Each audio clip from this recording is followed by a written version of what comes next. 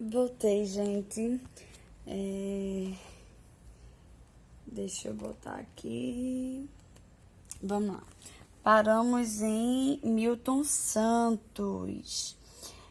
Milton Santos, ele é geógrafo, tá certo? Ele é muito conhecido por falar sobre a globalização e uma das suas obras mais difundidas é Por uma Outra Globalização. Nessa obra, gente, Milton Santos, ele dividiu um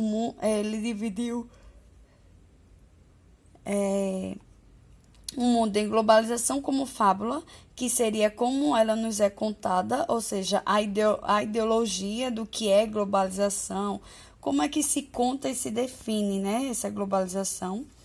A globalização como perversidade, como ela realmente acontece, ou seja, a ideia dele é de que a globalização ela é perversa e a globalização como possibilidade, que uma das coisas que ele vê, que é justamente o nome do livro, Por uma Outra Globalização, é uma esperança de que a gente pode ter uma globalização melhor, outra possibilidade de globalização diferente dessa que é tão perversa, segundo Milton Santos. Outro exemplo é o do sociólogo Habermas, a gente tem aí que ele conceitua o que é ação comunicativa. Nessa conceituação, nessa definição, ele traz que a ação comunicativa é a capacidade de uma pessoa em defender os interesses e demonstrar o que acha melhor para a comunidade. Então, veja que não é demonstrar o que é melhor individualmente, mas é o para a comunidade. Só que essa ação, essa defesa, depende de uma informatividade prévia, ou seja, a pessoa tem que ter informação, tem que ter conhecimento antes de defender, antes de falar sobre esses interesses. Então, a gente consegue falar sobre essa ideia, né, diante desse cenário de falta de reflexão, né, de pessoas que cada vez mais agem de maneira irreflexiva, sem parar para refletir, sem parar para ter uma visão crítica. Elas não podem fazer uma ação comunicativa plena de acordo com o sociólogo, já que para isso é necessário uma informação prévia que venha defender, né, para você poder defender em seus interesses e demonstrar o que acha melhor para a comunidade como um todo. O outro pensador é Thomas Hobbes, acredito que muitos de vocês conhecem, é um teórico político. E ele vem falar sobre a ideia do contrato social, que é a ideia de que o Estado ele se torna responsável por garantir o bem-estar da população como um todo e a população, a comunidade, por troca dessa garantia, desse bem-estar, dessa proteção, vai se submeter, vai perder sua liberdade se submetendo a regras, a leis que é colocada por esse Estado. Então, essa é a ideia do contrato social, né? Já aqui nesse sociólogo, a gente tem a ideia da internet. Caso você ache importante, queira colocar a internet como um ambiente importante para a amplitude da democracia. Porque ela nos traz, gente, um caráter informativo e deliberativo. Então, bate muito nessa tecla da importância da internet para defender o seu caráter democrático, né? Sobre isso, a gente pode associar a Nick Coldre, que eu já falei para vocês em sala de aula. Acho que eu não coloquei aqui nesse material, mas caso vocês queiram, vocês podem me pedir que eu passo, tá certo? Kant é o filósofo, né? A ideia dele, que eu escolhi para trazer, das mais diversas que ele tem, foi a ideia da menoridade. O que seria a ideia da menoridade de Kant? É de que quando existe essa menoridade, é uma incapacidade do homem de fazer uso. Gente, me desculpem, porque eu tô morrendo de sono. É quase 2 horas da manhã e aí eu tô bem cansada. Mas vamos lá. A incapacidade do homem de fazer uso do seu próprio entendimento. E a ideia dele é que essa incapacidade acontece por ele não ousar pensar, ou por covardia, ou por preguiça. Ele coloca como causas para o homem, o humano, né, permanecer nessa minoridade, tá? Stuart Hall é um filósofo pós-estruturalista, nem sei se fala dessa forma, mas eu acho bem interessante que vocês deem uma lida, porque é bem atual, é fresquinho, tá?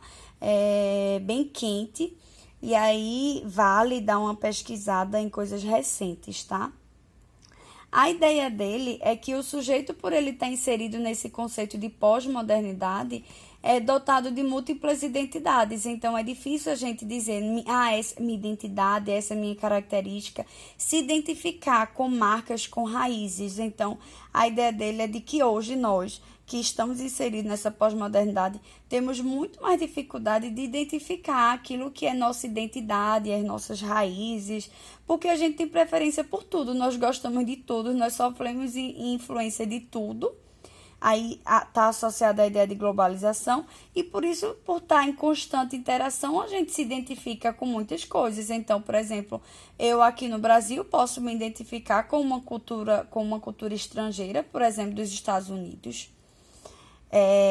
Outra ideia dele é que a cultura ela aparece como um subproduto da economia. Então, a cultura não como uma ideia de identidade, mas muito mais como uma questão econômica, com um interesse financeiro.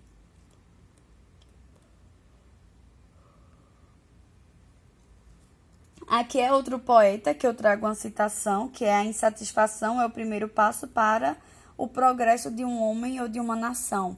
Aqui você pode associar essa citação a qualquer ideia que você venha trazer na sua redação, associada à insatisfação mesmo das pessoas elas perceberem que alguma coisa está errada e aí elas querem mudar essa ideia. Mas para a gente progredir e mudar alguma situação, é necessário, antes de tudo, a insatisfação, né?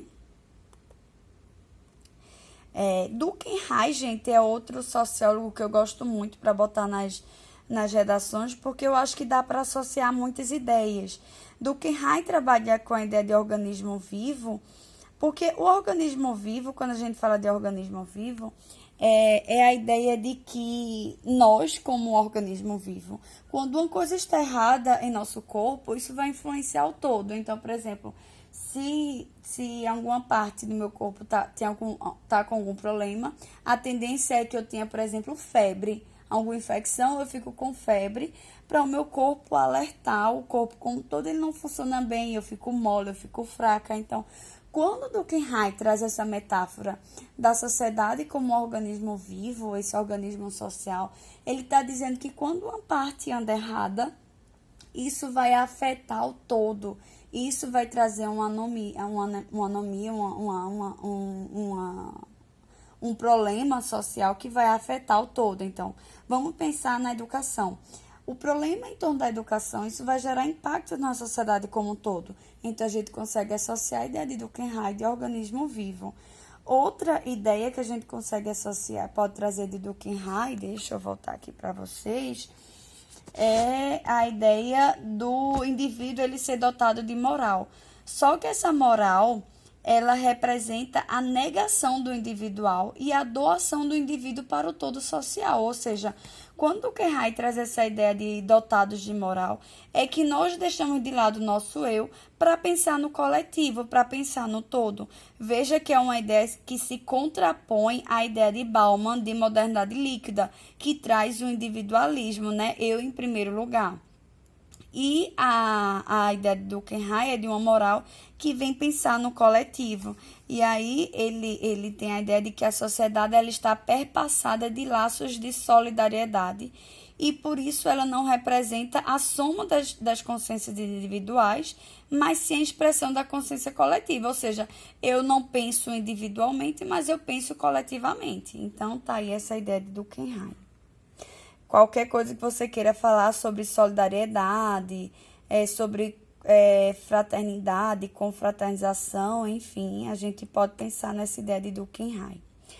Hugo Penteado é uma ideia que eu gosto muito para você trazer qualquer coisa sobre meio ambiente, então desmatamento, sobre lixo, enfim, desperdício, a gente consegue colocar Hugo Penteado, porque ele traz uma ideia de que, primeiro, a ideia do mito da sustentabilidade, a ideia da sustentabilidade é partir do princípio que não é a Terra que está em perigo, mas nós que estamos em perigos, porque somos nós que dependemos dessa Terra, né? E aí ele fala assim, que o ponto de partida para a sustentabilidade é reconhecer a nossa vulnerabilidade e a nossa dependência em relação ao planeta e todos os seus seres vivos. O nosso coração está batendo agora porque na Terra existem seres vivos que são as plantas que armazenam luz do Sol. Sem elas estaríamos mortos. O que representamos para esse planeta? Ele é muito maior que nós e que a nossa economia. Nós não estamos negociando com ele adequadamente. O que eu acho interessante de Hugo Penteado, gente, é porque ele é um ecoeconomista, ou seja, ele é um economista que pensa no financeiro, mas ele pensa de maneira ecológica, então é aí onde entra o conceito de sustentabilidade, porque sustentabilidade pensa em um desenvolvimento que visa a uma economia boa, mas que considera o contexto sustentável, considera a natureza de maneira que não venha a degradá-la. E aí, Hugo Penteado ele vem dizer assim, existe uma ideia de que nós somos dependentes dessa natureza, quando na verdade, de que a natureza depende de nós, ela é quem está em risco, quando na verdade quem está em risco somos nós, porque se essa natureza ela deixa de existir, isso vai gerar um impacto seríssimo para a vida dos seres humanos como um todo. Então, nós já estamos sentindo na pele as consequências do aquecimento global. Outra ideia de Hugo Penteado é de que acreditamos no mito de jogar fora, só que não podemos jogar nada fora da Terra, né? Já que fica tudo aqui, nós estamos, na verdade, transformando a Terra em uma lixeira, um grande lixão, porque tudo que produzimos, consumimos ou descartamos vai para algum lugar. E aí ele vem trazer também que a gente criou a economia do desperdício. Nossa economia ela é voltada para desperdiçar, para descartar imediatamente os bens, né? Aqui a gente pode associar ao conceito de obsolescência programada. E aí ele diz que isso não pode acontecer. O plástico, por exemplo, ele mata milhões de animais no oceano. Eles comem aquilo pensando que é alimento. E aí eu gosto muito dessa frase de Hugo Penteado, que ele diz que o sistema econômico é linear. Ele extrai, consome e descarta. Já a natureza ela é circular. Ela não joga nada fora, né? Ela reaproveita tudo. Então, o sistema econômico ele é degenerativo, enquanto a natureza é regenerativa. Precisamos nos adaptar, ou seja, precisamos buscar uma economia que ela seja regenerativa, que ela saiba aproveitar e reaproveitar. E a gente tem aí a ideia de Max Weber de desencantamento do mundo. O que é esse desencantamento do mundo? Weber ele vem trazer a ideia do processo de racionalização, ou seja, nós estamos nos tornando cada vez mais pessoas racionais. A razão ela está predominando no mundo. Isso quer dizer que, por exemplo, vou pegar aqui o exemplo de uma árvore. Diante de uma árvore, a gente olha para essa árvore e pensa racionalmente, como é que essa árvore ela pode me servir? Essa madeira ela pode me servir para alguma produção. Essa árvore ela pode me trazer frutos para que eu possa comer. Essa árvore ela pode me servir para a sombra, ou seja, eu uso minha razão para interpretar o mundo. Então, eu deixo de lado a emoção, a poesia, o coração. Aí veja que isso já se contrapõe com a ideia de Sérgio Buarque de Holanda, que é a ideia de que nós somos homens cordiais porque agimos pelo coração. Essa ideia de Weber vai contra a ideia de Sérgio Buarque de Holanda. Então, vejam, como assim ver poesia na árvore? Por exemplo, contemplar, achar bela, enfim, isso seria olhar com emoção. Então, Weber vem dizer que existe um desencantamento do mundo que cada vez mais a gente tende a interpretar o mundo com mais frieza, com mais racionalização. a gente pode usá-lo, por exemplo, para justificar o aumento dessas depressões, porque a fábula, como já diz Antônio Cândido, é importante para nós seres humanos. A gente precisa dessa válvula de escape. E por estarmos cada vez mais racionais, a vida ela vai ficando muito mais difícil, mais triste, mais difícil de encarar. Quando a gente vive no mundo da fantasia, se torna um pouco mais fácil, né? Parece que quanto mais lúcidos nós somos, mais dura é a nossa interpretação da realidade.